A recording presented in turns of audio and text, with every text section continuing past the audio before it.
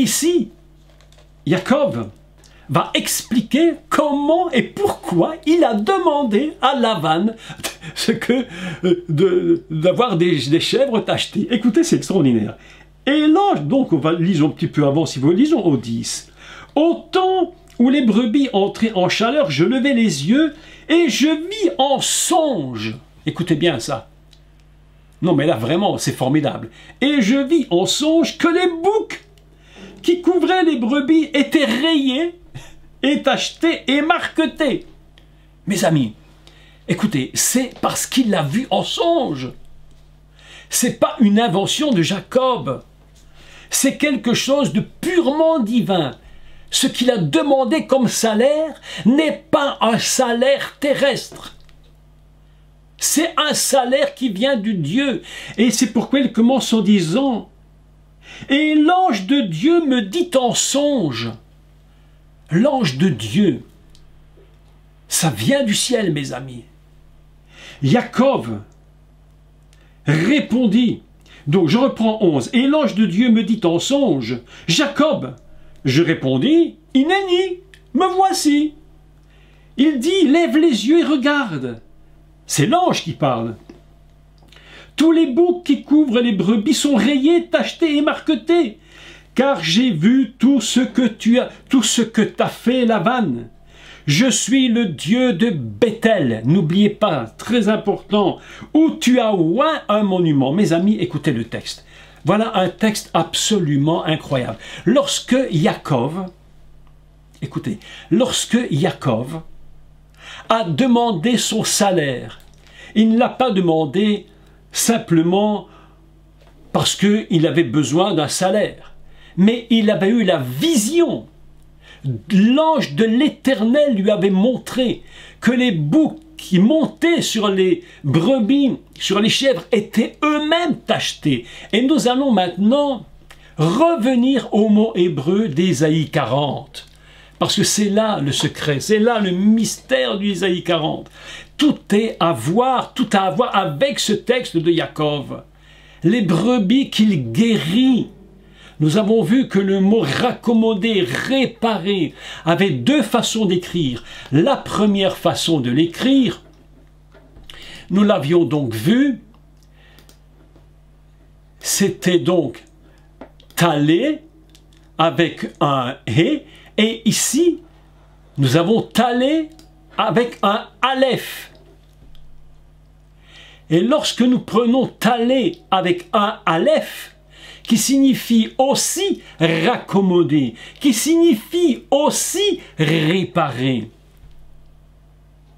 Eh bien, dans le texte, écoutez bien maintenant, le mot agneau tacheté, marqué, se dit talou. C'est une même idée, une même racine.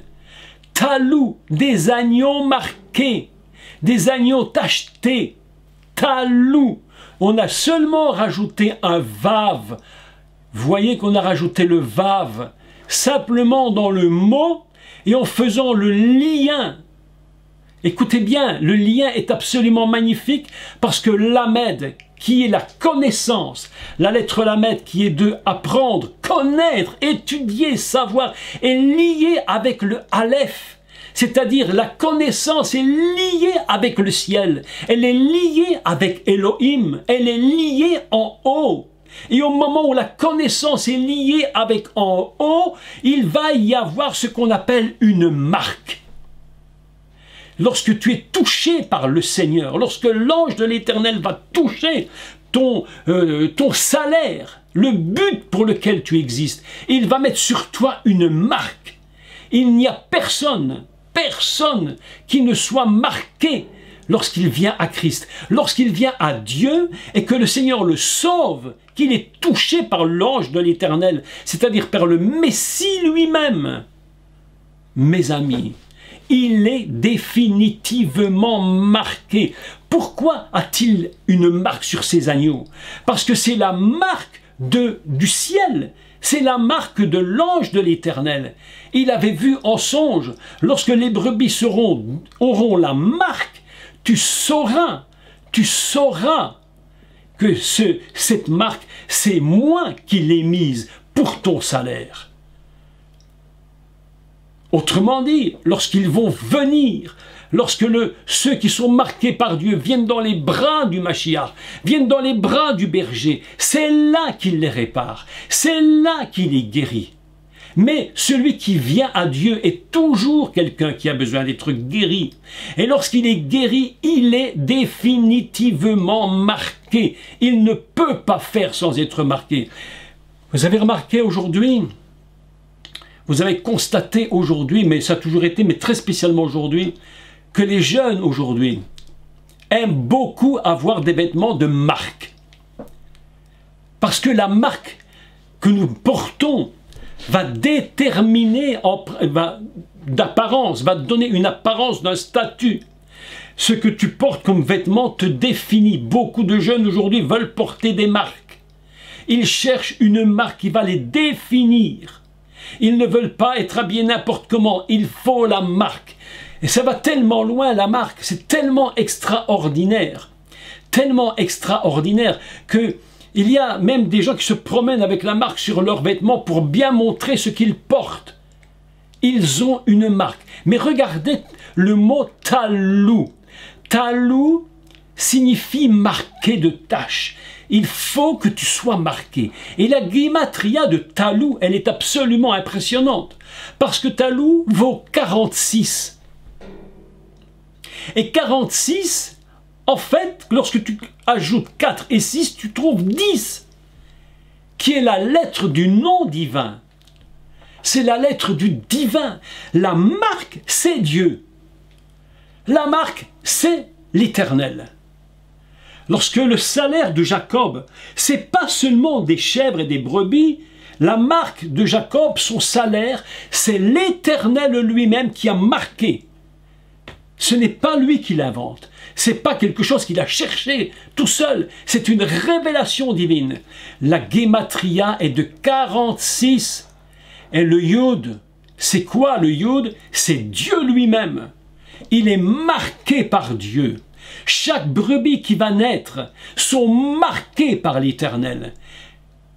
Marquées par lui. Lorsqu'il dit elles seront marquées, et nous lisons marqueté et tacheté. Il y a plusieurs mots en hébreu pour les traductions, j'en ai choisi 2. Nakod. Nakod signifie marqué de points, marqué par des taches, marqué par des points. Gematria de Nakod, 154 ou bien 10. La lettre divine.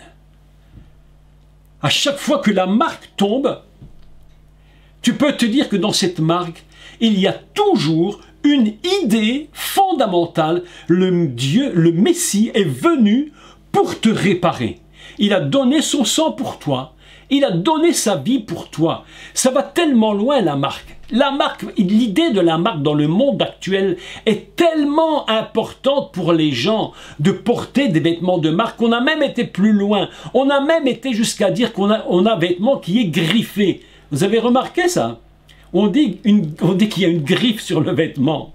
C'est-à-dire c'est une marque très importante. Mais la griffe, c'est quoi la griffe? Lorsqu'il y a griffe, il y a sang. Automatique.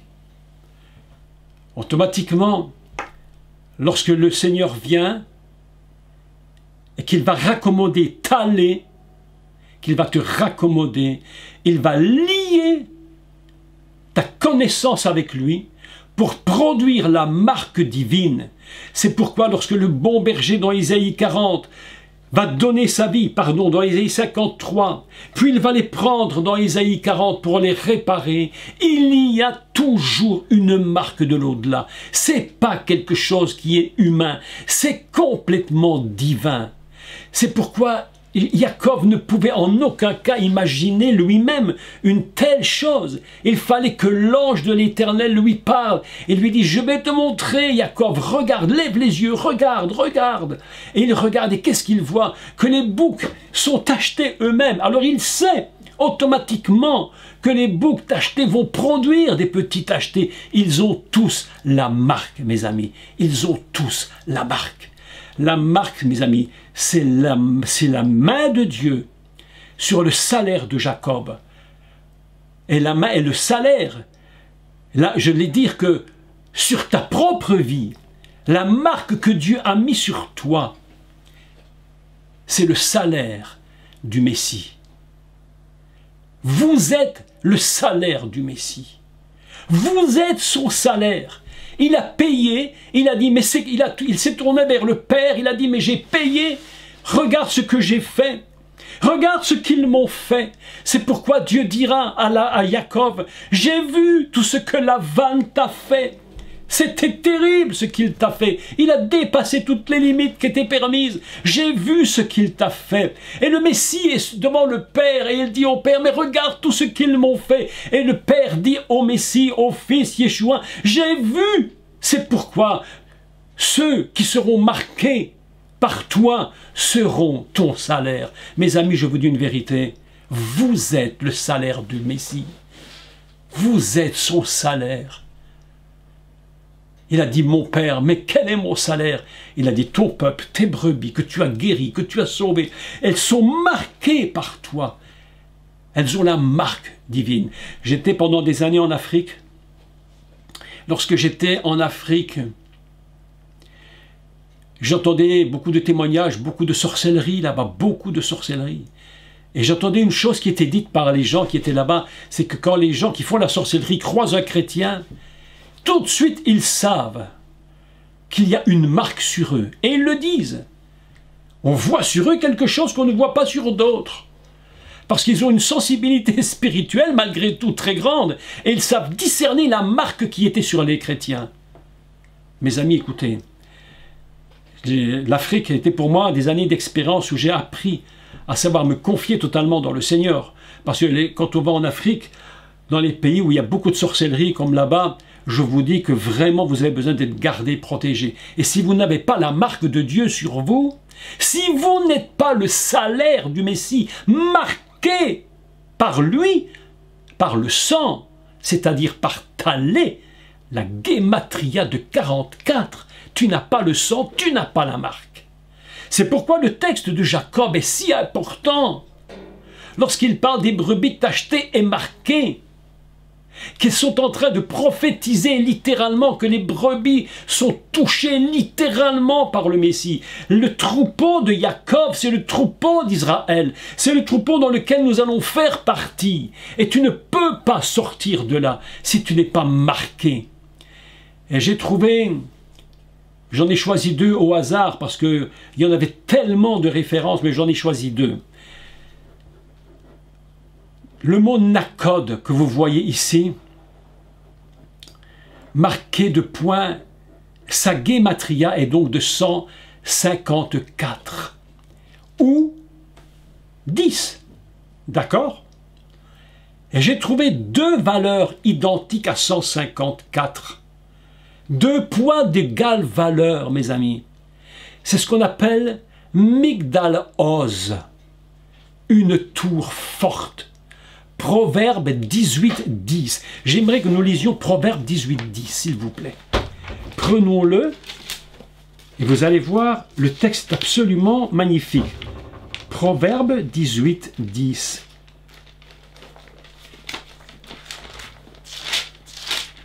Alors, je le prends.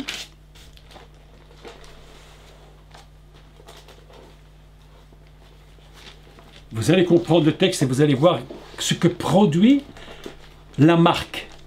Ce que produit cette marque. Quand tu lis le texte, évidemment, tu le lis comme ça, tu n'as pas l'idée de la guématria. Mais je le lis. Proverbe 18, 10. Le nom de l'Éternel est une Migdal Oz. Une tour forte. Le texte hébreu dit littéralement, une tour forte est le nom de l'Éternel. Une tour forte. Le mot Migdal Oz a la même valeur et le même poids que marqué de l'Éternel. Marqué, Nakod, valeur identique, une tour forte. Quand tu es marqué de Dieu, tu es marqué par ce qui est une tour forte de l'Éternel. C'est ça qui marque ta vie. Tu es devenu une tour forte. Son nom en toi te rend absolument invincible. Tu es une tour forte. Deuxième gématria que j'ai choisi de valeur 154 ou 10 s'appelle Olam Hava, le monde à venir. Quand tu es marqué par l'Éternel, tu n'es plus dans ce monde, tu es dans le monde à venir, tu es dans ce qui est de l'éternité, tu es passé dans une autre dimension du monde. Le chrétien qui a plus, je l'ai dit souvent, je le redis, qui a plus d'intérêt aux choses du monde qu'au monde à venir, c'est-à-dire au monde où le Messie va régner en maître, celui-là n'est pas marqué. Mais si tu es vraiment marqué comme les brebis et que tu as reçu la marque Nakod, tu es également Olam Hava, tu es déjà jeté dans le monde qui vient. Tu es une tour forte, tu es inébranlable. D'ailleurs, vous connaissez tous ce petit chant qu'on chantait beaucoup dans les églises, je pense qu'on chante beaucoup moins maintenant, où il dit le nom d'Éternel est une tour forte et le juste s'y réfugie. En fait, nous nous y réfugions parce que nous sommes complètement à l'intérieur de cette tour forte. Le nom de l'Éternel, c'est la marque. C'est pourquoi les brebis de Jacob sont marquées par ce signe du nom de l'Éternel. C'est pourquoi le texte nous dit, et l'ange de l'Éternel dit à Jacob, regarde, et tu verras que les boucs tachetés vont faire des petits tachetés. Elles seront marquées. Mes amis, voilà quelque chose d'absolument incroyable. Mais je me suis dit, en lisant ce texte, mais si nous sommes marqués par le Seigneur, si nous sommes marqués par lui, c'est parce qu'il y a quelque chose juste au-dessus de nous, une dimension plus haute que la nôtre. On n'est pas marqué par quelque chose de terrestre, on est marqué par quelque chose qui a une dimension juste au-dessus de nous. Cette dimension au-dessus de nous, c'est la valeur de l'Éternel, la valeur de l'unité divine. Et j'ai regardé le mot qui avait une valeur juste au-dessus de 154. Et la valeur qui est juste au-dessus de 154, évidemment, c'est 155. On va simplement lui rajouter 1, l'unité divine. La lettre Aleph, la première lettre de l'alphabet, 1, ou Erad, l'unité fondamentale, 1 dans l'unité. Et je passe de 154, c'est-à-dire la marque, à ce qui est au-dessus et que produit cette marque. Et celui qui a donné sa vie, qu'est-ce qu'elle produit? Personne n'est guéri, personne n'est consolé, personne n'est réparé comme la brebis dans les bras, si ce n'est pas par quelque chose qui est plus grand encore. Et la Gématria de 155 va nous donner quelque chose de très stupéfiant, c'est que nous avons la même chose, Nakod, mais au lieu de la code, nous allons lire Nako. Et la dernière lettre est le E. Et nous tombons dans la valeur de 155. Et que signifie Nako? Qu'est-ce qu'elle signifie? Nakod, c'est la marque. Nako, la valeur juste au-dessus, signifie être innocent. N'avoir rien à se reprocher. Être absous, pardonné. Nous ne sommes plus punissables. Pourquoi nous ne sommes plus punissables? Nous ne sommes même plus endommagés. Le mot Nako signifie être innocent, n'a rien à voir à se reprocher, être absous, demeurer impuni, n'être pas abîmé ni endommagé. Voilà ce que fait le psaume Ésaïe 40, lorsqu'il parle de Talé, c'est-à-dire l'agneau qu'il prend dans ses bras, c'est pour le réparer et pour le marquer Et lorsqu'il l'a marqué, et qu'il en a fait talou, eh bien maintenant, il va continuer, il va le marquer par Nakod. Et Nakod est marqué dans sa puissance par la valeur qui est au-dessus. Et c'est Nako, et qui dit, le Seigneur nous a complètement pardonné. Le chrétien qui ne sait pas, le croyant qui ne sait pas qu'il est complètement pardonné, c'est un chrétien qui ne sait pas qui il est. Il n'a pas la marque sur lui. Il n'a pas de marque. Il est comme le monde. Il est constamment condamné. Combien de chrétiens, combien de croyants dans nos églises sont des gens constamment en culpabilité? Et quand on est constamment en culpabilité, c'est qu'on a quelque chose qui nous reproche. Ils ne se sentent pas innocents. Ils sont toujours malades, blessés. Alors que le bon berger est venu pour guérir. C'est-à-dire que lorsque nous lisons Isaïe 53 et Isaïe 40, automatiquement nous repassons dans l'histoire de Jacob, où les brebis étaient marquées, non pas par des choses humaines, mais complètement par le divin. Et c'est pourquoi j'aime beaucoup relire ce texte. Écoutez, nous allons relire maintenant la suite du texte de Isaïe, Genèse 31, parce que le texte est magnifique. Écoutez le texte. Lorsque Jacob a eu ses brebis marquées, lorsque toutes ces brebis sont marquées, lorsque toutes ont été marquées, complètement marquées, alors il va dire ceci: ce sera mon salaire. Petite parenthèse à nouveau, vous êtes le salaire du Messie, parce qu'il vous a marqué. Vous êtes son salaire. Écoutez la suite. Absolument fabuleux. Jacob répond, ma droiture répondra pour moi demain. Voilà ce qu'on va voir de moi. Ma droiture répondra pour moi demain quand tu viendras voir mon salaire. Un texte impressionnant. Ce n'est pas des mots pour des mots. Mes amis, lorsque vous êtes sauvés, je vais vous dire quelque chose d'important. Lorsque vous êtes sauvés et que le diable vient pour vous culpabiliser, lorsque Satan vient vous faire du mal pour vous réclamer, le Seigneur avait dit ceci, Satan vous réclame. Il vous réclame. Mais lorsqu'ils vont venir vous réclamer, voilà ce que dit le texte. Ma droiture répondra pour moi demain quand tu viendras voir mon salaire. Ah, mes amis, la droiture, lorsque le Seigneur, lorsque l'ennemi vient pour te réclamer, il doit voir ta droiture. Il doit voir que tu es la brebis marquée. Tu es marqué. Tu es marqué. Et lorsqu'il viendra voir pour te réclamer, il verra quel est le salaire. Et il dit, tu viendras voir mon salaire. Tout ce qui ne sera pas tacheté et marqueté parmi les chèvres, parmi les agneaux, ce sera un vol.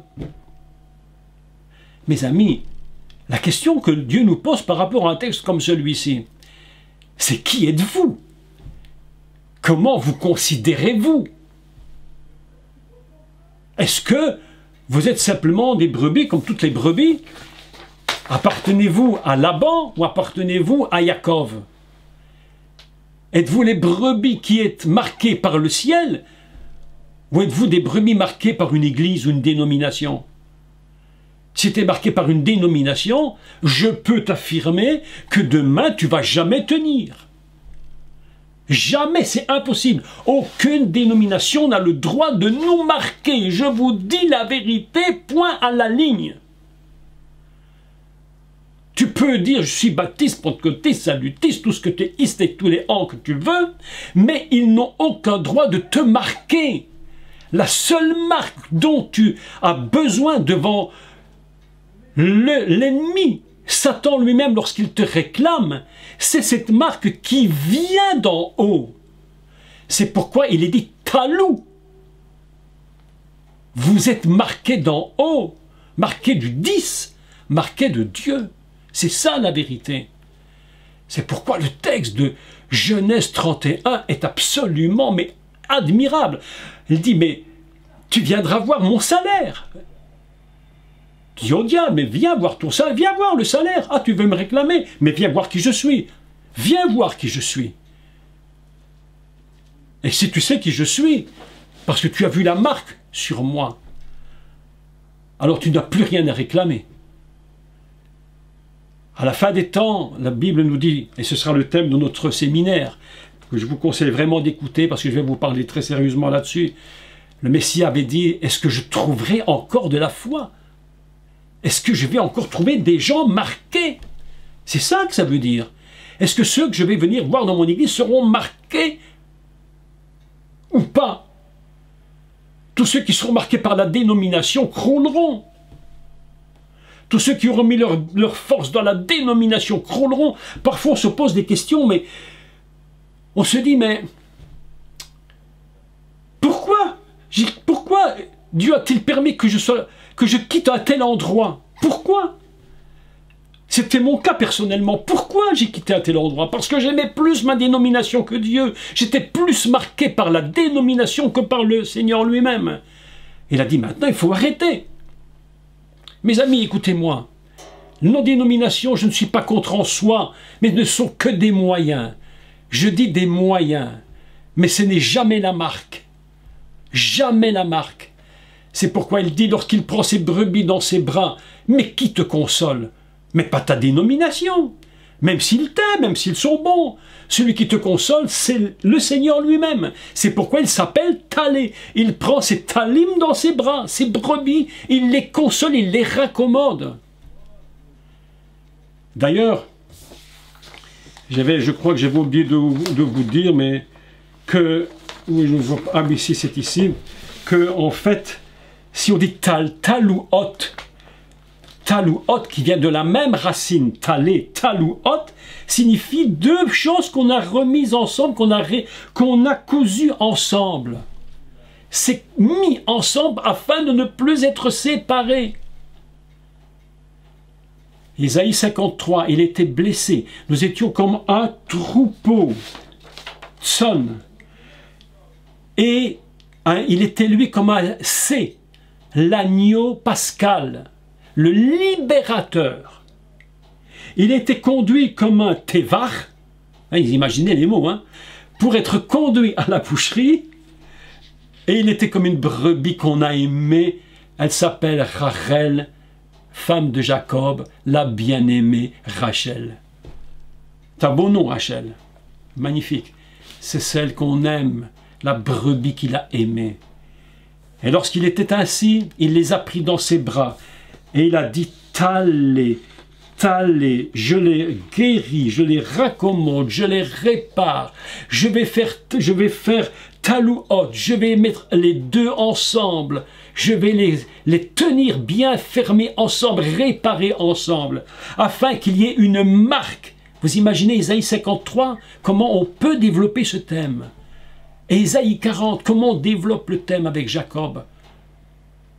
Et je t'ai réparé, j'ai mis la marque sur toi, et à chaque fois qu'on viendra voir le salaire, c'est la marque qui définira le salaire. La marque définit le salaire. Et je relève les yeux, et il y a une voix qui criait, monte ici, ou monter, mais dans le niveau Aleph, en haut, plus haut, monte ici. Regarde, monte plus haut, je rajoute 1 à 154, et j'ai 155, un escalier plus haut, et ce que je découvre, c'est qu'en réalité, 155, eh bien, c'est Nako. Je suis réparé, je suis innocent, je suis sans reproche, j'ai été pardonné, je n'ai plus besoin d'être puni, je ne suis même plus endommagé. Ah, je te dis, je n'ai même plus endommagé. Il y a tellement de chrétiens qui sont endommagés. Ils sont avec 3 roues à leur voiture, ils continuent de rouler. Ils vont même pas essayer de réparer, de trouver la 4e. Et puis, quand il y en a 3 qui ne marchent pas, qu'il y en a 2, qu'il manque une roue, qu'il n'y en a que 3 qui tournent, en général, il y en a une deuxième qui va tomber aussi. Et ils continuent d'avancer dans leur vie sans réparation. Voilà ce que nous dit le texte. Je te répare. Je te répare. Définitivement. Pour te marquer. Comme les brebis de Jacob. Voilà un texte extraordinaire. Lorsqu'on va lire Genèse 31 et Genèse 30, on n'aura plus la même lecture du texte. On va se dire, mais mon Dieu, mais ça c'était la réparation de Dieu. C'était cette réparation extraordinaire qu'il a fait pour nous. Et c'est pourquoi Ésaïe 53 est un texte absolument magnifique. Il dit, il a été blessé pour nous. Il a été blessé, conduit à l'abattoir. Il n'a pas ouvert la bouche, il n'a rien dit, il a accepté, parce qu'il savait que c'était le prix pour la réparation. Et lorsqu'il est réparé, il te donne une marque, il te dit, maintenant tu m'appartiens, parce que c'est de là-haut que je t'ai marqué, et non pas d'ici en bas.